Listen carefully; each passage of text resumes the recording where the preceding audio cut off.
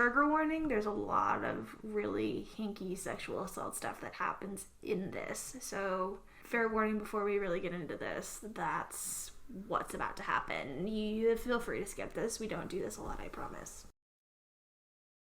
Girl, I am way less interesting than I think people expect.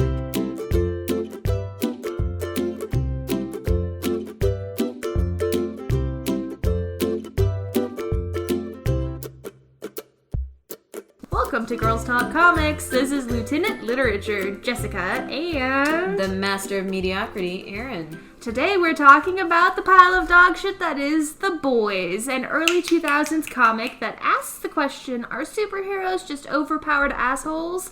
So Aaron, why don't you let us know a little bit more about The Boys and what it's about? Let's.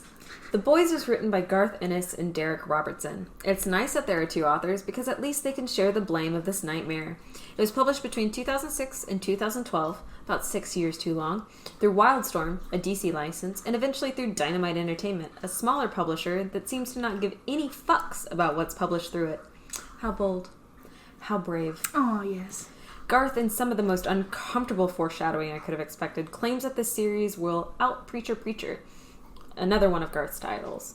Essentially, this means that Garth wanted to do something cooler, better, and that had more blood in that cum. Well, that is gross. And what is the actual comic about? That's a really great question. The best way I can describe it is that it's about late-stage capitalism, but with superheroes. The worst way I can describe it is it's some sociopathic gore porn about how superheroes are really bad people. And gore porn. And gore porn. And gore porn. Yeah. God, yeah. The most accurate way I can describe it is that it's a story about some superheroes who aren't really super. They're far from being good people and maybe even worse heroes. They're being marketed and sold to cities based on highest biddings and just don't really have a moral code. Again, they're not good. Anyway, so it's kind of about them having this terrifying free range in this world and a small group of assholes who are fighting against them because even the good guys are fucking assholes. They're raging against this hyper-powerful machine. And I wish, it's just... the good human in me wishes them the best of luck. Yeah, except they're not good people either. Oh, no. Like, all of them. Well, and, okay, I don't know. So, the gimmick, right? Yeah. This is, I feel like I've been catfished, okay? Like, honestly, I like the Amazon Prime original series that is The Boys. Because it's taken sort of that late capitalism commentary and made it into something palatable. Yeah, they really toned it down, and I feel like gave it a direction. Like, made it a storytelling experience instead of a bunch of, here, let's my dog sick on another dog, and at the drop of a hat, I can tell it to fuck something. Yeah, the dogs, I've only watched the first episode of the show because there was a lot of content in it that was really uncomfortable for me. Oh my god. But they handled it so much better than the same scene in the comic book did. Yeah, it was a toned-down version, which blows my mind. A toned-down version that actually, seemed to say it was a bad thing, as opposed to the comic where you just see the girl screaming about how terrible it is, and then that's the only sort of vilification of the experience that is given, and then it's like a joke topic later. Like, they didn't ever say, this is morally wrong and reprehensible about that scene. Yeah. Tonally just death. So I've been catfished because I read this after watching the show, and the show at least acts like it's about something, how terrible it is, and we're morally gray, but we're stopping this. But even the way that they are stopping it in the comic is worse. Yeah, I skimmed it and I noticed that it was really hard to track who was a good guy just because they were making the same decisions and making the same behaviors. And that really brings up the art and the writing kind of thing. From what I understand, what little I know about Garth, he just doesn't care. He's gonna write what he wants to write and just do what he wants to do, which could be partially why his stuff is so sensational. I mean, and the most just it's not sensational as in good. It's completely stripped of literally causing a sensation, a response. The most literal word you can use.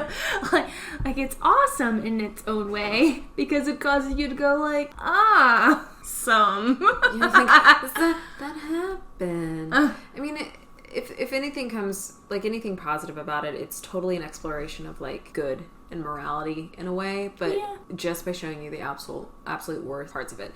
To quote our friend aura. Mm-hmm. When I was talking to him about it, he even said that this is something that should not have lasted as long as it did. Jesus, that is Like, the truth of it. Fuck.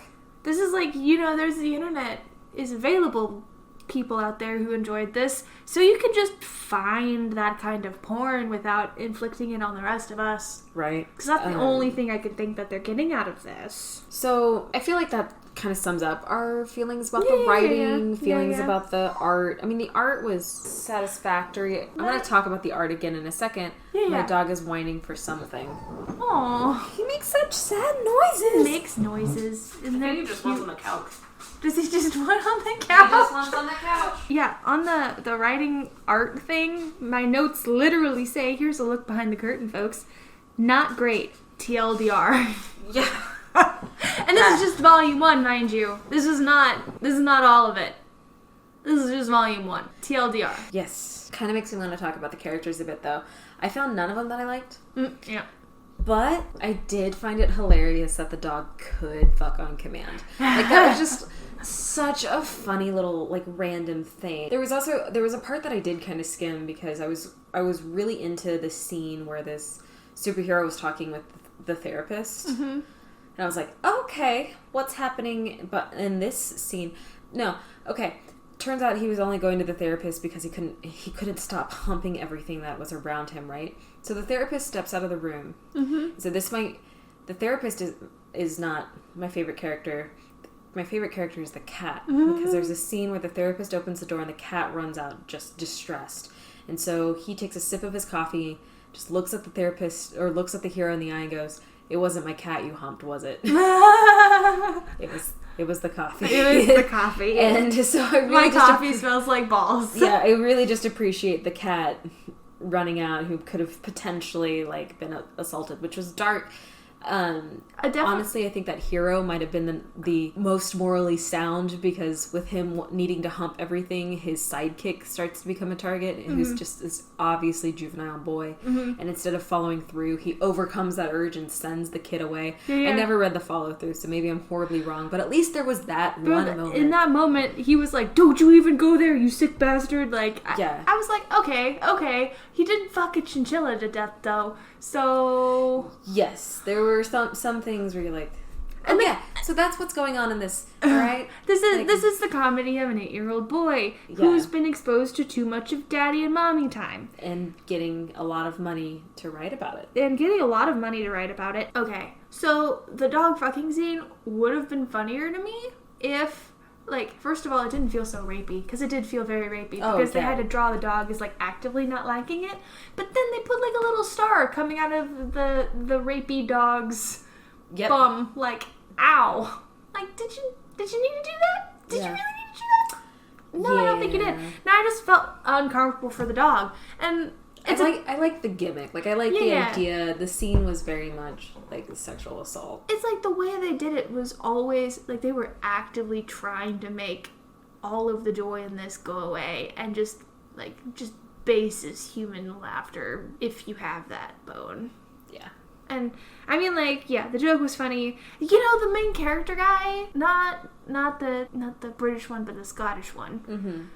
Doesn't he remind you of fucking... The actor? Yeah, Simon Pegg. Yeah. I was like, did he just... He does. Did you just take a picture also of... potentially more homophobic. I mean, yeah. Yeah, because this was from very much a certain time. Right. And maybe that's why the TV show is more well received, is because they, like, very much updated it for the tone of today. But they also had to make it marketable, and I think the reason this went from Wildstorm to Dynamite was because it wasn't really marketable under DC's plan. Yeah. You know? Well, and okay, so I downloaded the omnibus thinking I'm just going to read like an overachiever, read the whole thing. And so I stopped. They had little platform material. They had a lot of extra material in this book. Okay. And the guy was talking about, in this little thing... Let me just, since we already have basically said our piece, because this is how they think of their comic property. And this is going to make you, like, lose even more faith in humanity, I'm pretty sure. But I'm excited. Let's do it. Let's do this. This is literally Omnibus Volume 1. This is the front material by Scott Dunabeer, San Diego. Is a New York dealer of original comic art. So he is, like, involved in Wildstorm.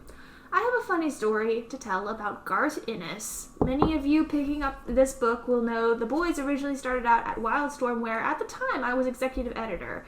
But there is a little bit behind the scenes intrigue that most people don't know, and I'll have to fill in some of those blanks a bit during the telling of his story, or it just won't make much sense. Now, before you get your hopes up, I'm not going to start singing and slinging any mud around. Sorry. Okay, to set the stage, Wildstorm was not the original intended home for the boys. I first heard about the book 4 or 5 years ago from an editor at DC Comics who had received a pitch from Garth, but was having trouble getting it approved.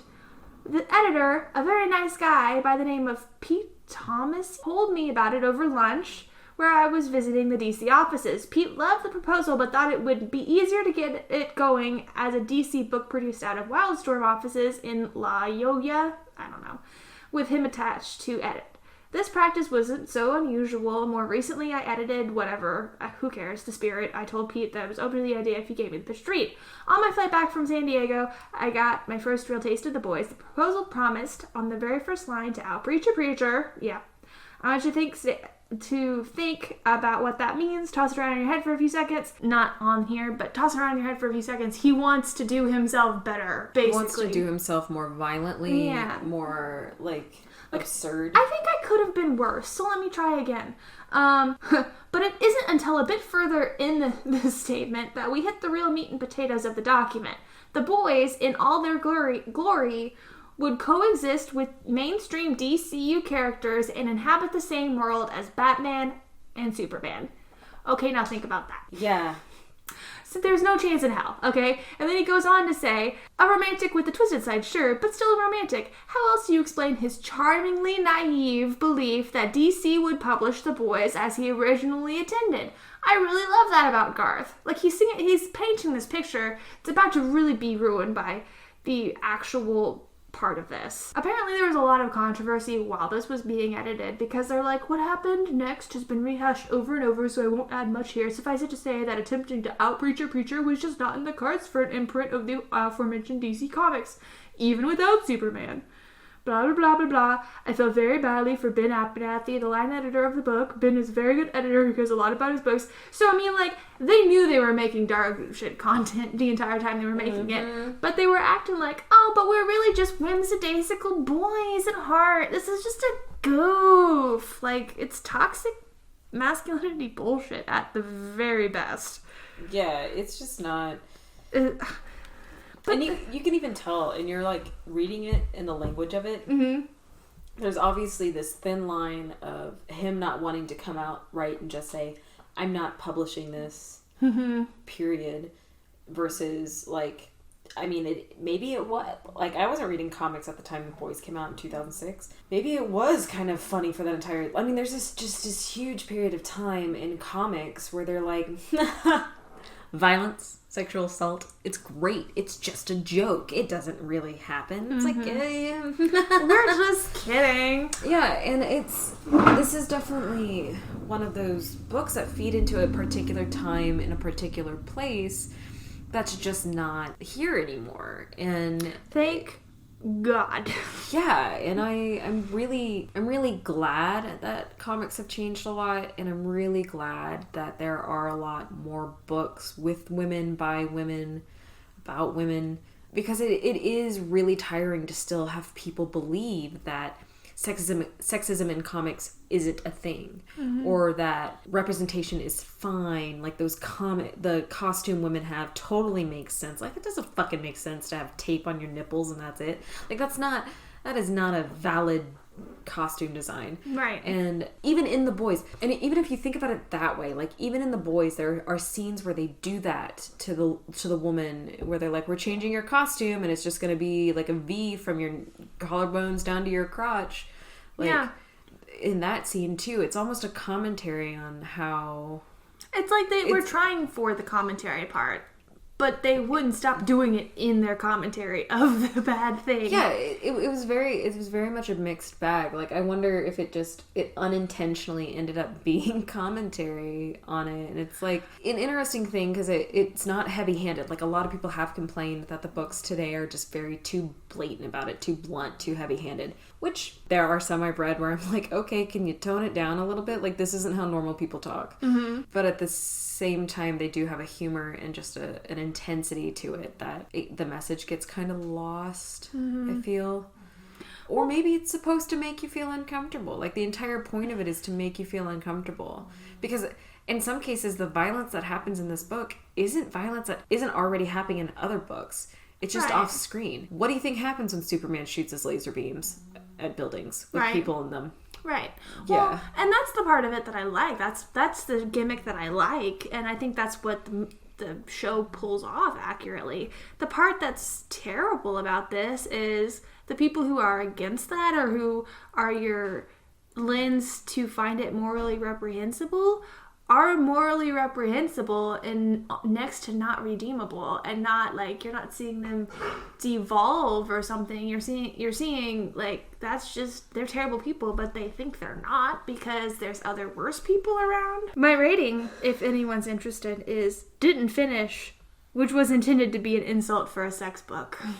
Yeah, my opinion too is didn't finish, and I won't. Like, it's not even gonna fake it. Yeah, not even gonna fake it. It's definitely something that I think people should, from what I've heard about the show, people should definitely watch the show. I've heard that's great. It's definitely something I feel like if I want to watch the show again, I've got to kind of take it in stride and watch slowly. That's the thing. You can't binge this fucking thing. I haven't actually finished it. We watched everything except for the last episode, and it's like we just haven't watched the last episode because it was like, yeah, we don't hate it. It's just a lot. Yes. Yeah. It's just a lot. Yeah. It's too much. But they make one of them an understandable vessel. The Simon Pegg guy is actually like a really relatable, slowly going crazy because his girlfriend was killed in front of him guy, and that makes sense. Like, you're watching his slip into a redemption, and you're seeing these other people, and they're terrible people, but it's not like one scene he walks into the CIA operative office, and the next scene he's doing her doggy style on her table while she tells him how much of a terrible person he is. Like, that kind of like repeat joke is what took it from being like a commentary on something and kind of moved it over to like, they just like it, and they're like, if we say that we don't like it, or if we're saying that it's bad, then we can do more of it. That's kind of what it felt like. Oh, definitely. Definitely. And it felt like definitely one of those books. Like, I've been reading about, people being upset with pretentious content creators. Who are always like, well, my thing is lofty, so if you don't get it, obviously it's for intellectuals. Yes. And this just feels like another one of those. Well, like, obviously if you don't get it, it's just a boys club thing with us, the boys. And it's like, nah, maybe your shit's just bad. Maybe it's just bad. But they're not going to believe that now that a TV show has done it better, unless they're just horribly offended by the creative changes that have been made, in which case, ha ha ha. Yeah, people who are upset about creative changes, definitely when it seems more liberal, quote unquote, sure, like, don't get it. And to some degree, like, I don't want that level, like, of censorship. I want people to be able to be like, I'm going to write something disgusting and vulgar and over the top because I'm writing it for me in a niche group. Mm-hmm. Fine. I don't want you to not do that. But could we, like, make it for a niche group? Can we not have it be mainstream publishing? And thus the TV show, its adaptation is very aware to some degree. And like with the rise of Game of Thrones and other content where it's like, what's up? We're gonna go over the top with our violence and sex. Like, it kind of paved the way for stuff like that. But I'm glad they changed the message of the show. Yeah. Like, I'm not against violence and sex as an idea. It's the this is fine mentality that really gets under my skin. And there's ways to do it and have it be impactful and not be like, this is fine. Like, okay, so the scene that we keep pussyfooting around is there's a new lady in the 7, and this is like first introduction of this character, this female character, is. She's sweet. She's naive. She's from, she's the girl next door. She's from Illinois or Des Moines or something. She's from like Midwest America. Sweetheart. And she's that girl next door, Midwest appeal. Cape Crusaders for Christ or something. Like, you see her as like the church group, like, right. And she is like, oh yeah, I'm here, I'm so excited, I know, I'm just filling in. And they're like, oh, you might be here for longer or whatever, but there's one more thing you have to do to prove. And in the TV show, it's one guy and it's slipped in there, and then it's like, I'm totally a big deal, you totally gotta suck my cock, or maybe you just don't want to be in here. And she's just like, are you fucking kidding me? And she's like, it's the sexual assault sleep for your promotion thing. Yeah. But in the comic, it's two guys. It's three? It's the main guy, Homelander, instead of just this like asshat that's a member of the group, because they can't make him not be a member of the group anymore. It's not like the joke character, it's like the main guy. And then he turns around, two more guys come in, and she thinks she's saved, and then you see them both drop their pants too. Yeah, and that's literally how it's introduced. I don't want to go into like huge detail, but because of that's all you triggers, see, thank God. But at least it's an all off camera. Yeah. So good for them for making that an off camera assault. But it's not.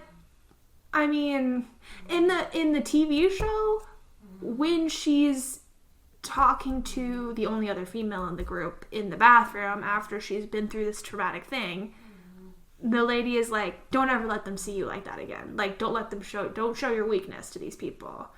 In the comic, it's like she's not even a character. She's just sort of a smoking placeholder. She doesn't say or do anything or contribute. She's just there, like a beaten woman, she's just here and people leave her alone now, but like she's got half of the money or a third of the money, so like whatever. But in the movie you see her still sort of, I don't know, having agency, like bitter, angry, but like agency just is good, contributing. Don't let them see you like that, like, because there's different ways people respond to those situations, and it's a good thing to evaluate that. Yes. And show that, like, you can be the, fuck everyone, you can be the, well, I've been beaten, you can be the, like, there's a lot of different ways people do respond to that kind of trauma. Yeah. And I like that was explored more in the show. Mm-hmm. Because it's like, definitely, this is the Me Too movement, like, post-Me Too movement or whatever, like. So, if you do find yourself as a victim of sexual assault or any kind of other crime of that nature or harassment, there is a national sexual assault hotline, as well as local agencies in most communities that you can always reach out to for support in the event that does happen. Yes.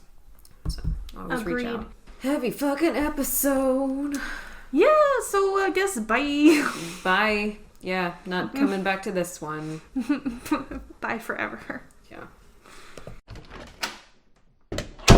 Some good shit.